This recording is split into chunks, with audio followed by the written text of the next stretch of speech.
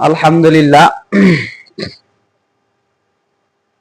সমস্ত প্রশংসা, সমস্ত তারিফ, সমস্ত গুণগান সেই আল্লাহ পাক রব্বুল আলামিনের জন্য, যে আল্লাহ পাক রব্বুল আলামিন আজকে আমাদেরকে জুমার মসজিদে আসার জন্য, বসার জন্য তৌফিক দান করেছেন, 2 রাকাত সালাত আদায় করার জন্য সুযোগ করে দিয়েছেন।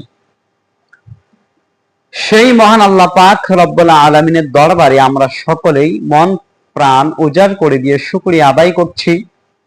সকলেই বলি আলহামদুলিল্লাহ। এবং শান্তি বর্ষিত হোক, যার মাধ্যম দিয়ে কিয়ামত কি জিনিস, কিয়ামতের দিন কি ঘটনাগুলি ঘটবে পুঙ্খানুপুঙ্খানুভাবে আমাদেরকে বলে দিয়েছেন। আমরা তারপরে সংক্ষিপ্ত দরুদ পড়ছি। সকলেই বলি সাল্লাল্লাহু আলাইহি সাল্লাম। আজকে জুমার খুতবায় আলোচ্য বিষয় অবিচ্ছেদ্য সাক্ষী হতে সাবধান। বিষয়টা অনেক জটিল এবং কঠিন, এবং অতীব জটিল মানে কঠিন, অত্যন্ত আমাদের জন্য, প্রত্যেকটা মুসলিম নর এবং নারীর জন্য এই বিষয় জ্ঞান রাখা ফরজ। কারণ এই বিষয় থেকে ফুটে উঠে কিয়ামতের ভয়াবহতা কি জিনিস, কিয়ামতের দিন কেমন হবে, এই বিষয়টা নিয়ে আমাদের আজকে আলোকপাত করবে ইনশাআল্লাহ পবিত্র কোরআন এবং সহিহ হাদিসের আলোকে। কিছু কথা আমি আপনাদের জন্য সামনে বলার জন্য চেষ্টা করব ইনশাআল্লাহ। ওমা তৌফিক ইল্লা বিল্লাহ, আলাইহি তাওয়াক্কালতু ওয়া ইলাইহি আনীব। এই বিষয় নিয়ে কথা বলতে হলে আমাদের উপস্থিতি প্রয়োজন ছিল বেশি। কারণ আলোচনা করে যদি উপস্থিতি না শোনে, জনগণ যদি না শুনতেই পায়, আলোচনা করেই বা কি হবে। তারপরেও যেহেতু জুমার খুতবা অবশ্যই দিতে হবে, চাই মুসল্লি আসুক আর চাই না আসুক, দিতেই হবে।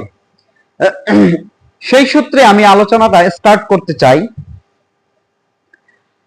এখানে সর্বপ্রথম আলোচনা করতে গেলে কবর থেকে আলোচনা আরম্ভ করতে হয়।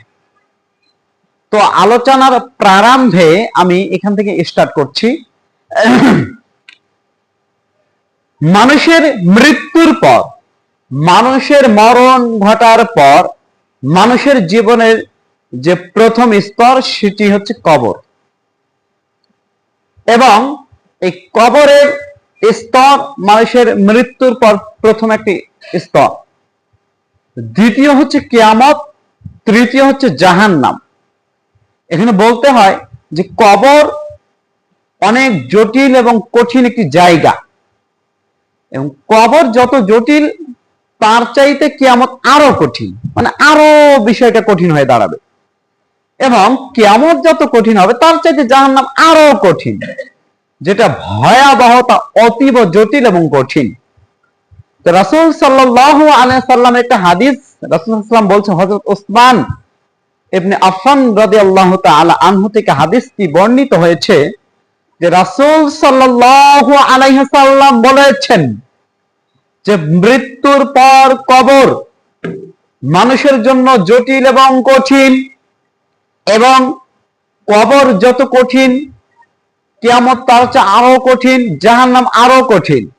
কিন্তু ওসমান রাদিয়াল্লাহু তাআলা আনহু বলছেন যে কবর এমন একটি জায়গা, কবর এমন একটি জায়গা যে কবর থেকে কোন মানুষ যদি বেঁচে যায়, সেখান থেকে যদি পরিত্রাণ পায়, তাহলে বাকি 2টি স্তর রয়েছে, সেখান থেকে ওই ব্যক্তি পরিত্রাণ পাবে। এখানে তারপরে বলছে কবরকে রাসূল সাল্লাল্লাহু আলাইহি ওয়াসাল্লাম বলেছেন, আমি দেখিনি যে কবরের চাইতেও অতীব জটিল জায়গা, দৃশ্য আর কখন আমি দেখিনি। কি বুঝলেন? এই একটি হাদিস দ্বারা প্রমাণ করে যে কবরের জটিলতা কত কঠিন। আর একটা হাদিস,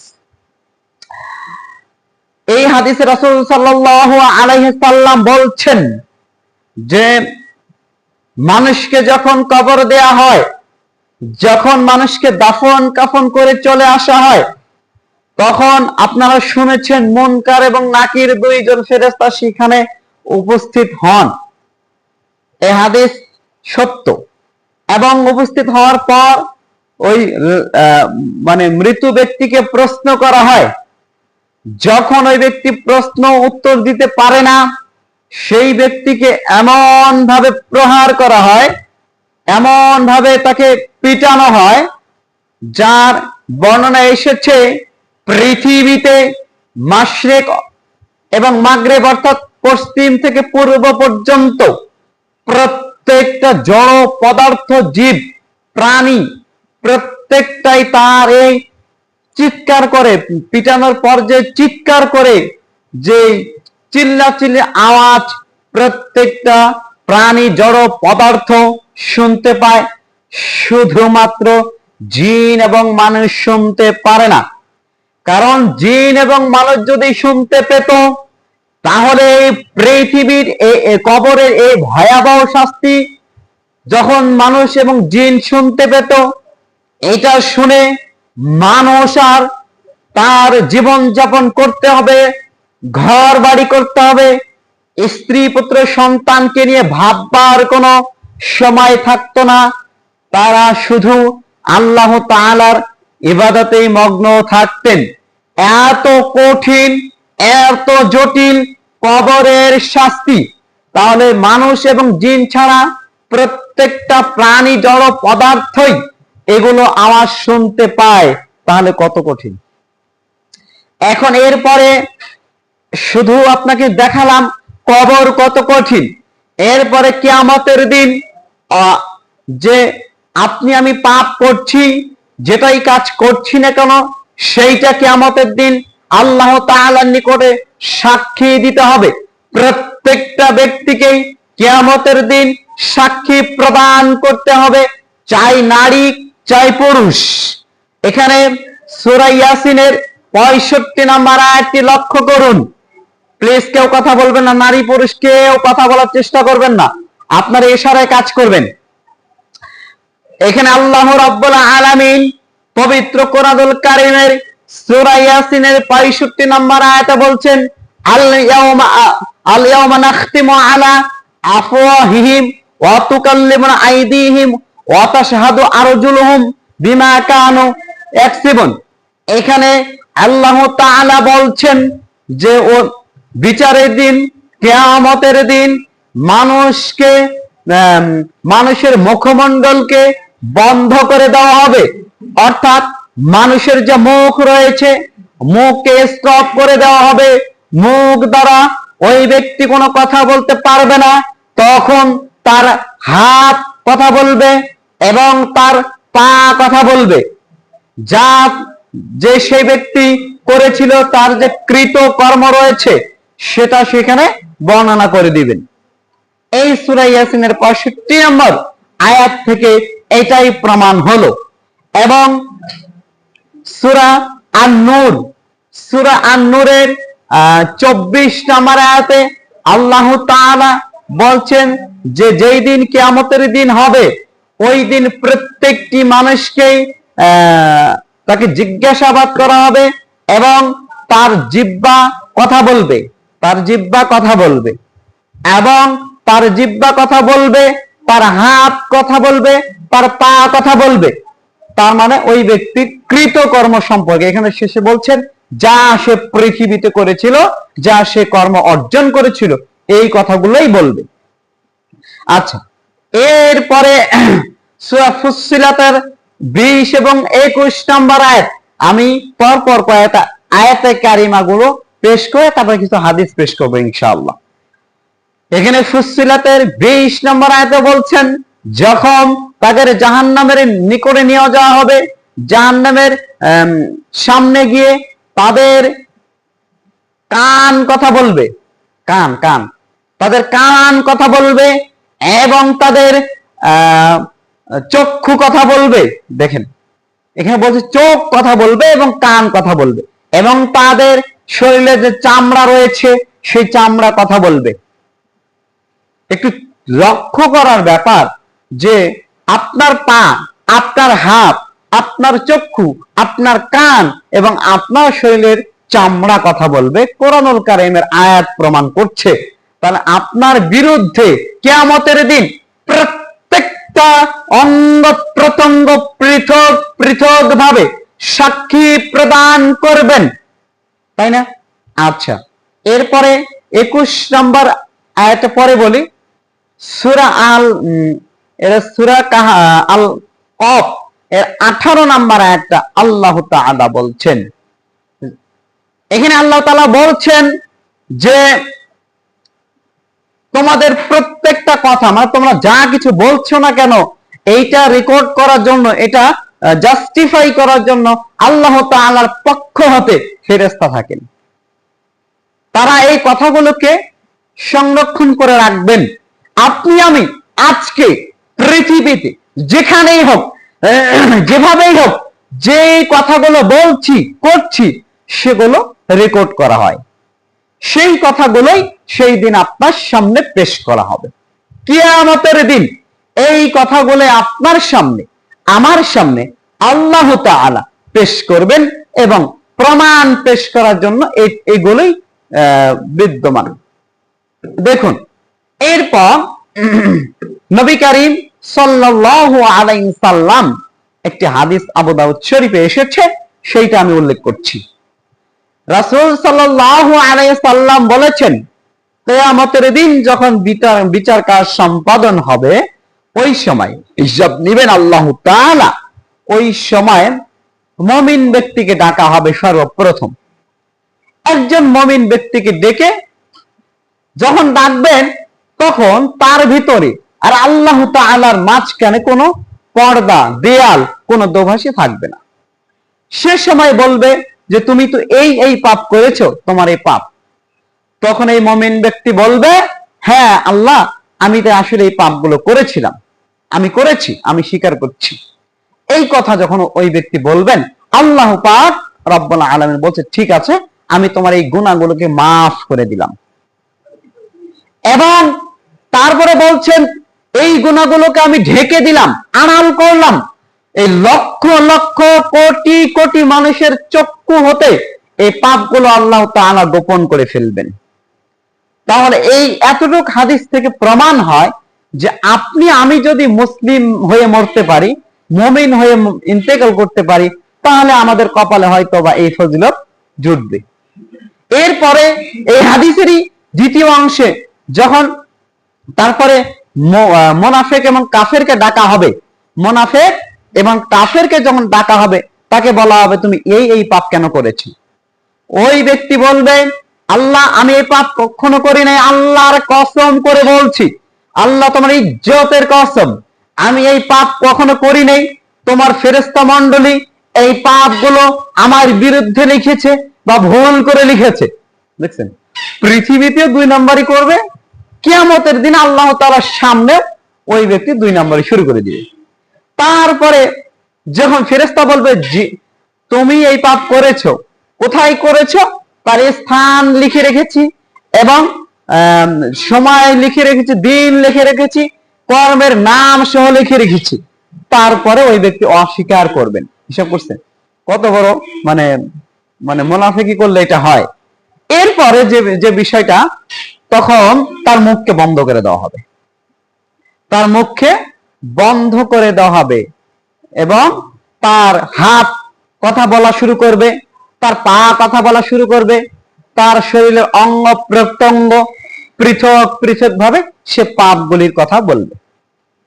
তারপরে সেই ব্যক্তি আফসোস করবে যে আমি তো পৃথিবীতে এই চামড়াটা, শরীরের এই চামড়া এত ডলে পরিষ্কার করলাম, এত ক্লিন করে রাখলাম, একটা ময়লা ভর্তি দিলাম না, আজকে সেই চামড়া তুমি আমার বিরুদ্ধে করছো, আমার বিরুদ্ধে কথা বলছো। এরপরে বলবে তার চোখ, তোমার জন্য মানুষের সাথে আমি এত ঝগড়াঝাটি করলাম, এটা করলাম, ওটা করলাম, আজকে তুমি আমার বিরুদ্ধে কথা বলছো। তখন ওই ব্যক্তি আফসোস করা শুরু করবে, আফসোস করবেন। এরপর আরেকটা হাদিস বলি, সেটা হচ্ছে কিয়ামতের দিন সর্বপ্রথম মানুষের বিরুদ্ধে যে সাক্ষী প্রদান করবেন তার উরু, এই উরু সর্বপ্রথম তার বিরোধিতা সাক্ষী প্রদান করবে এবং হাতের এই তালু আপনার বিরুদ্ধে, আমার বিরুদ্ধে কিয়ামতের দিন সর্বপ্রথম সাক্ষী প্রদান করবে। তো এই কয়েকটি আয়াতে কারিমা, কয়েকটি হাদিস আপনাদের সামনে পেশ করলাম। এতে আমি কি বুঝলাম? আজকের পৃথিবীতে আমরা বিভিন্ন জায়গায় বিভিন্ন পাপ করছি।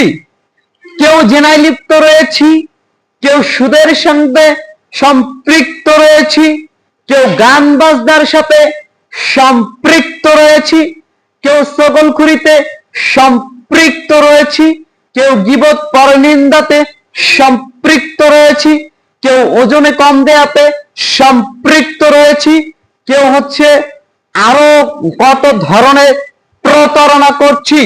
রাসূল সাল্লাল্লাহু আলাইহি সাল্লাম বলছেন, মান গস্যা ফালাইসা মিন্না, যে ব্যক্তি প্রতারণা করে সে ব্যক্তি আমার উম্মত নয়।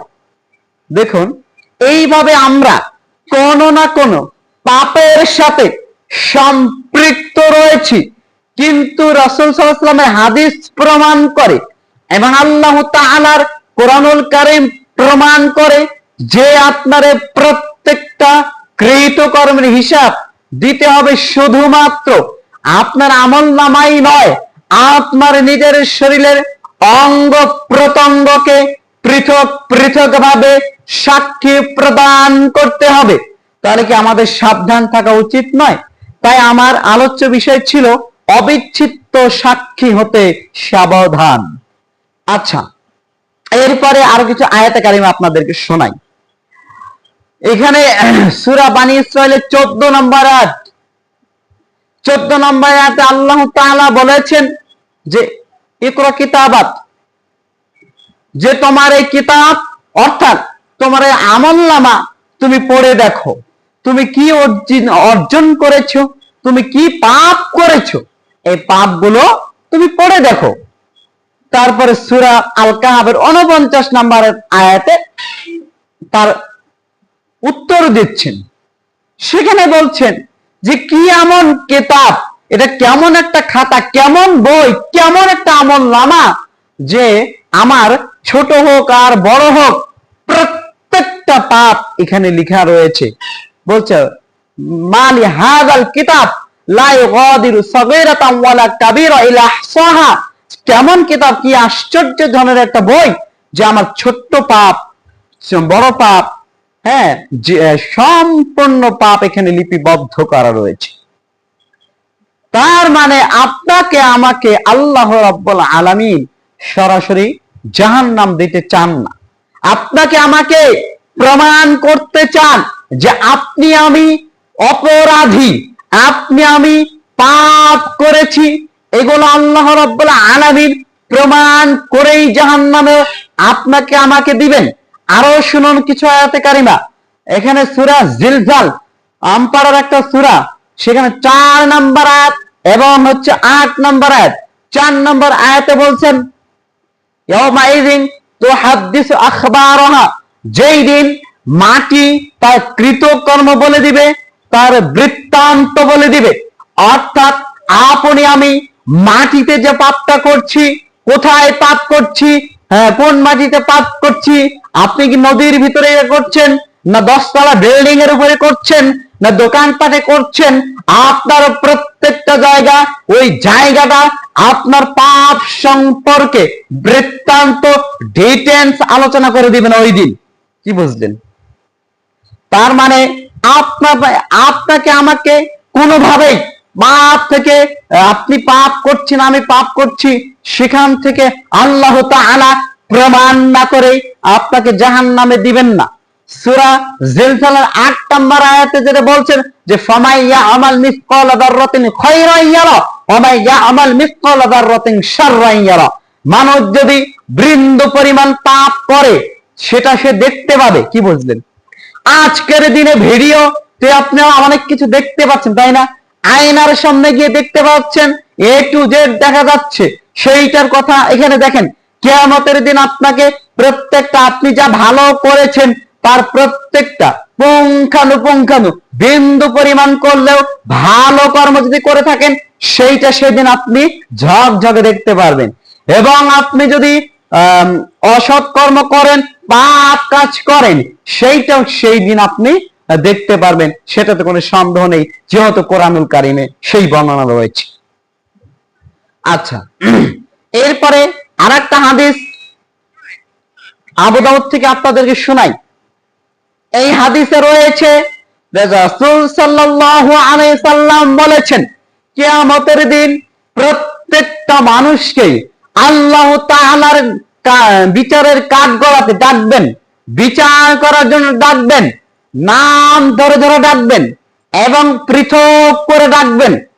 সেখানে যখন তাকে দাঁড় করিয়ে দেওয়া হবে, তখন আল্লাহ তাআলার মাঝখানে, আল্লাহ তাআলা এবং তার মাঝখানে কোনো পর্দা থাকবে না, কোন আড়াল থাকবে না, কোন ধরনের দোভাষী থাকবে না, এরকম কেউ থাকবে না, শুধু আল্লাহ তাআলা এবং ওই বান্দা থাকবেন।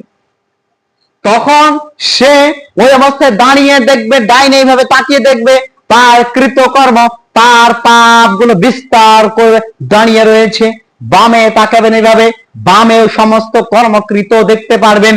ওই অবস্থায় সামনে তাকাবেন, আল্লাহ তাআলাকে দেখতে পারবেন এবং দেখতে পারবেন জাহান্নামের আগুন সেখানে রয়েছে। এই হাদিসে এই হাদিসে সহিহ বুখারীতে রয়েছে, এই হাদিসে সহিহ বুখারীতে রয়েছে। এবং রাসূল সাল্লাল্লাহু আলাইহি সাল্লাম এই কথা বলার পর বললেন যে, হে সাহাবীরা, তোমরা জাহান্নামের আগুন থেকে বাঁচো, এই জাহান্নামের আগুন থেকে বাঁচো, এই বিভীষিকাময় অবস্থা থেকে তোমরা আল্লাহ তাআলার কাছে পরিত্রাণ চাও। তোমরা একটা খেজুরকে যদি কিছু অংশ করা যায়, একটা খেজুর আটি পরিমাণ কিছু দান করে হলেও তোমরা কিয়ামতের দিন এই বিভীষিকাময় অবস্থা হতে তোমরা বেঁচে থাকো। তার মানে আপনাকে আমাকে বুঝতে হবে যে জাহান্নাম থেকে বাঁচতে হবে এবং অবিচ্ছেদ্য সাক্ষী আমাদের বিরুদ্ধে প্রমাণ করবেন কিয়ামতের দিন। দেখেন, প্রত্যেকটা জিনিসে আপনার বিরোধিতা করবে, আপনার শরীরের চামড়া বিরোধিতা করবে, আপনার চক্ষু বিরোধিতা করবে, আপনার কান বিরোধিতা করবে, আপনার শরীরের চামড়া বিরোধিতা করবে, আপনি যে জায়গায় পাপ করেছিলেন আপনার মাটি সে বিরোধিতা করবে, আপনার হাত বিরোধিতা করবে, আপনার পা বিরোধিতা করবে। প্রত্যেকটাই তো আপনার বিরোধিতাই করলো, আপনার পক্ষে কে হলো বলেন? আপনার পক্ষে কে কথা বলছে? আজকে তো আপনি আমি কথা বলার সময় হুঁশিয়ার করে কথা বলি না, মুখে যা আসছে তাই তো আমরা বলি, তাই না? মুখে এক নোংরা ভাষা আসলে নোংরা ভাষাইটা আমরা উল্লেখ করছি, কিন্তু এই দেখেন এইখান থেকে কি প্রমাণ হয়, কি প্রমাণ হচ্ছে আপনার সামনে। মোটামুটি ভাবে কোরআন থেকে 8টা আয়াত আমি পেশ করলাম, 8টা আয়াত পেশ করলাম। সূরা ইয়াসিনের 65 নম্বর আয়াত, সূরা আন-নূরের 24 নম্বর আয়াত, সূরা ফুসসিলাতের 20 নম্বর আয়াত এবং সূরা জিলজালের 4 এবং 8 নম্বর আয়াত এবং সূরা কফের 18 নম্বর আয়াত। সূরা এই যে আয়াতগুলো আপনার সামনে পেশ করলাম এবং এখান থেকে 2টা হাদিস আপনাকে 3-4টা হাদিস শুনিয়েছি, আপনাদের কতটুকু অবগত করতে পারলাম যে অবিচ্ছেদ্য সাক্ষীটা কেমন জিনিস। এই জন্যই আপনাকে আমাকে পৃথিবীর সমস্ত কৃতকর্ম মানে যেটা পাপ কাজ রয়েছে সেখান থেকে বাঁচা উচিত। আজকে আমি আপনি ফ্যামিলির জন্য, ফ্যামিলিকে ভালো খাওয়ানোর জন্য, ভালো পড়ানোর জন্য আপনি আমি নিজে পাপ করছি, কিন্তু তাদেরকে জিজ্ঞাসা করবেন যে কিয়ামতের দিন আল্লাহ তাআলা যখন এই জাহান্নামে দিবেন, তারা কি এগুলো দায়ভার গ্রহণ করবেন? একটু জিজ্ঞেস করেন নিজ নিজ ফ্যামিলিতে গিয়ে যে আমি তো তোমাদেরকে খাওয়াচ্ছি ভালো মন্দ, আমি তো সুদের উপর টাকা নিয়ে এসে খাওয়াচ্ছি, আমি তো মানুষের টাকা আত্মসাৎ করে খাওয়াচ্ছি, আমি তো এই যে যাকাত না দিয়ে, ওষুধ না দিয়ে সেই সম্পদ দিয়ে তোমাদেরকে সংসার অতিবাহিত করাচ্ছি। তো এই যে পাপ যদি হয় কি আমাদের আল্লাহ তাআলা আমাকে আটকাবেন, ধরবেন, ওই দিন কি তুমি বা ছেলে মেয়ে তোমরা কি এর দায়ভার গ্রহণ করবা? একটা প্রশ্ন রাখলাম, আপনারা প্রশ্নটা করবেন আর কি, তখন তারা কি উত্তর দেয় দেখবেন। এরপরে আপনাদের আরো কিছু হাদিস শোনাবো। দেখেন সময় শেষের দিকে, অল্প কয়েক মিনিট রয়েছে, এর ভিতরে কয়েকটা হাদিস শোনাবো, আর একটা হাদিস আশ্চর্যান্বিত হয়ে যাবেন। রাসূল সাল্লাল্লাহু আলাইহি সাল্লাম বলেছেন, অতদিন পর্যন্ত কিয়ামত হবে না অতদিন পর্যন্ত কিয়ামত সংগঠিত হবে না যতদিন পর্যন্ত না গাভী মানুষের সঙ্গে কথা বলবে, গরু মানুষের সাথে কথা বলবে, এবং তাদের উরু তাদের সঙ্গে কথা বলবে, তাদের হাতে যে লাঠি থাকবে সে লাঠি কথা বলবে, পায়ের জুতার ফিতা পর্যন্ত কথা বলবে। এই হাদিসের ওই অংশে বলছেন যে এমন একটা সময় আসবে আপনি আমি বাড়িতে থাকবো না, হঠাৎ বাড়িতে ফিরে আসবেন, আপনার ফ্যামিলি, আপনার স্ত্রী, আপনার মেয়ে কোথায় কি করেছে, কার সাথে কোন কাজ করেছে, বা মোবাইলে কিছু বলেছে করেছে, আপনি বাড়ি আসার সঙ্গে সঙ্গে আপনার উরু সব টপ টপ করে বলবে। কি বুঝলেন? দেখেন, পৃথিবীতেই এরকম করে সাক্ষী প্রদান করবে। কিয়ামতের দিন কি হবে? কিয়ামতের দিন কি হবে একটু কি চিন্তা করে দেখেছেন? এখানে আর দুইটা হাদিস বলি, এটা বলে আপনাদের কিছু বোঝাই। রাসূল সাল্লাল্লাহু আলাইহি ওয়াসাল্লাম বলছেন, লা ইয়াশরাবান্না মিন উম্মতি আল খামরা লা ইসমুহুনা বিগাইরি ইসমিহা। রাসূল সাল্লাল্লাহু আলাইহি ওয়াসাল্লাম বলছেন, আমার উম্মতের ভিতরে অবশ্যই নেশাদার দ্রব্য পান করবে, কিন্তু নেশাদার দ্রব্যের নাম হবে অন্য, নাম দিবে ভিন্ন। তার নাম মদ বলা হবে না, ভিন্ন নাম বলা হবে।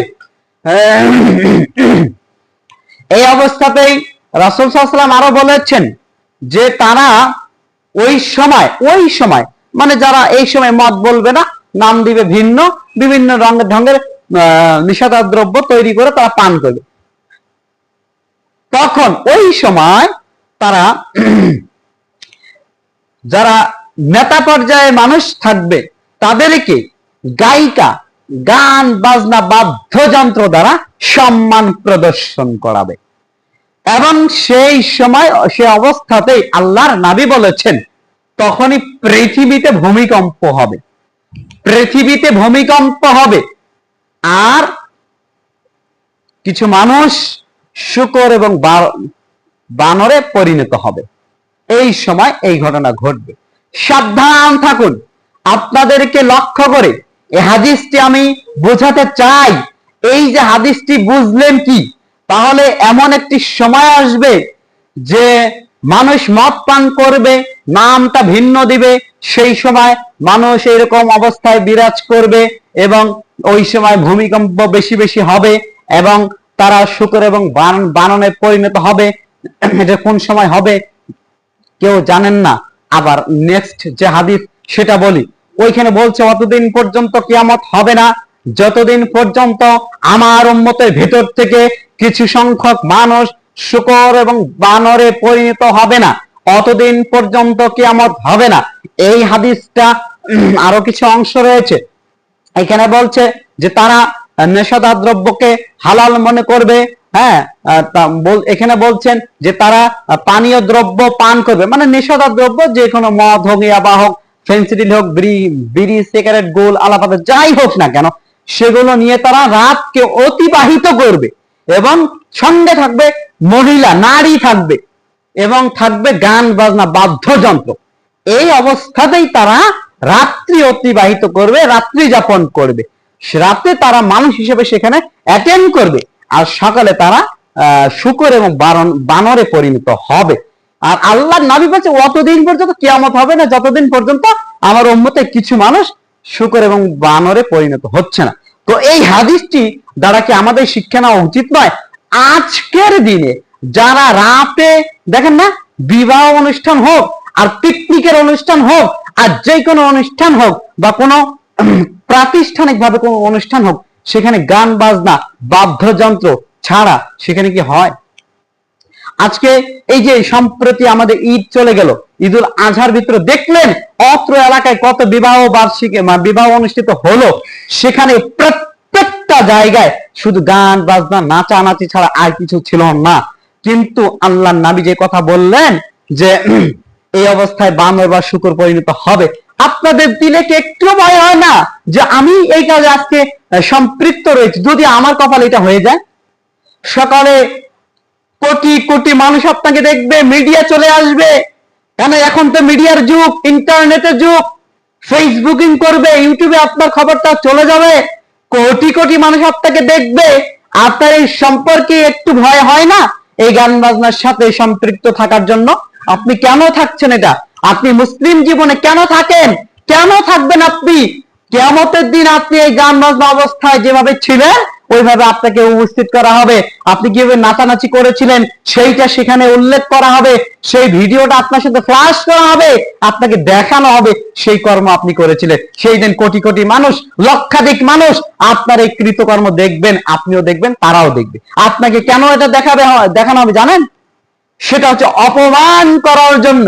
আপনাকে সেই দিন অপমান করার জন্য, লক্ষ কোটি কোটি মানুষের সামনে অপমান করার জন্য আল্লাহ তাআলা এই প্রমাণগুলো পেশ করবেন। তাহলে যারা আমরা আজকে মুসলমানের বাচ্চা রয়েছি, তারা কি গান বাজনা থেকে দূরে থাকা যায় না? বিভিন্ন নোংরা টিকটক, বিভিন্ন ফাজলামি থেকে দূরে থাকা যায় না? আজকে যারা পৃথিবীতে কোনো মেয়ের শরীরে হাত দিচ্ছেন, হ্যাঁ, ওই জায়গায় ইয়াবা পান করছেন, ওই জায়গায় সিগারেট খাচ্ছেন, ওই জায়গায় গুল পান করছেন, এই সবগুলোই সেদিন দেখতে পাবে, সেদিন প্রমাণ হবে যে আপনি কি করেছেন। অনেকেই তো বলেন, বা এটা খেলে ক্ষতি কি?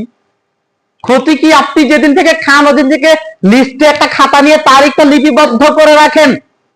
যেই দিন আপনি মৃত্যুবরণ করতে করবেন, ওই দিন দেখবেন যে আপনার কেমন লাগে। কারণ মেডিকেল সায়েন্স বলছে কোন ব্যক্তি যদি একদিন হলেও বিড়ি সিগারেট ধূমপান করে, সে ব্যক্তি অবশ্যই স্টক করবে, সে একদিন হলে স্টক করবে। মেডিকেল সায়েন্স এ কথাটা আমাকে বলছে। তাহলে আজ পর্যন্ত আমাদের কোনোভাবেই কি সতর্কতা অবলম্বন করা উচিত নয়? আমরা দিন যত যাচ্ছে সেই নিষেধাজ্ঞ দ্রব্যের সাথে আমাদের মানে সম্পর্ক আরো বৃদ্ধি হচ্ছে, গান বাজনার সাথে আমাদের সম্পর্ক বৃদ্ধি হচ্ছে। কেন? এই হাদিসগুলো শোনাচ্ছি কি আমার বাপের কথাগুলো, আমার দাদার কথা, বা আমার ব্যক্তিগত কথা?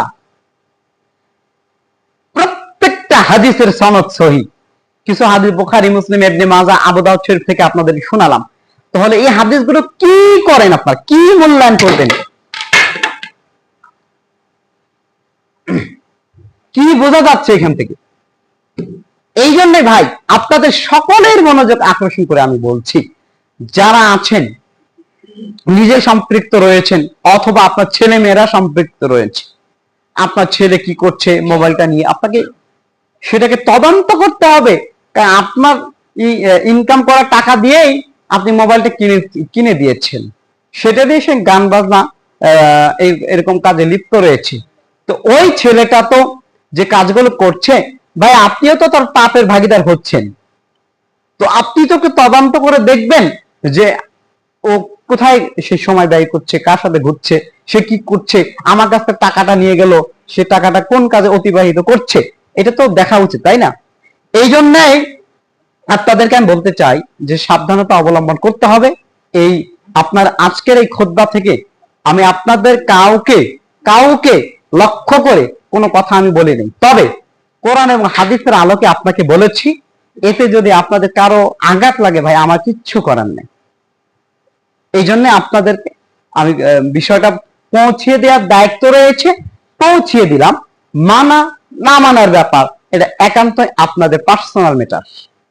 এই জন্য আমি আপনাদেরকে বলবো যে সবকিছুই হিসাব কিতাব করে আমল করতে হবে। একেবারেই শেষ পর্যায়ে এসে চলে আসছি। আবারও পূর্বের কিছু কথা আমি রিপিট করে আপনাকে মনে করে দিতে চাই। আপনার বিরুদ্ধে সাক্ষী প্রদান করবে আপনার কান, আপনার চোখ, আপনার এই শরীরের চামড়া, আপনার হাত, আপনার পা, এবং কোথায় আপনি পাপ করেছেন সেই জায়গা কথা বলবে। অতএব সবাই সতর্কতা অবলম্বন করুন, এখান থেকে ফিরে আসুন। হ্যাঁ, কোরআন এবং সুন্নাহর আলোকে নিজের জীবনগুলো গড়ার জন্য চেষ্টা করুন ইনশাআল্লাহ।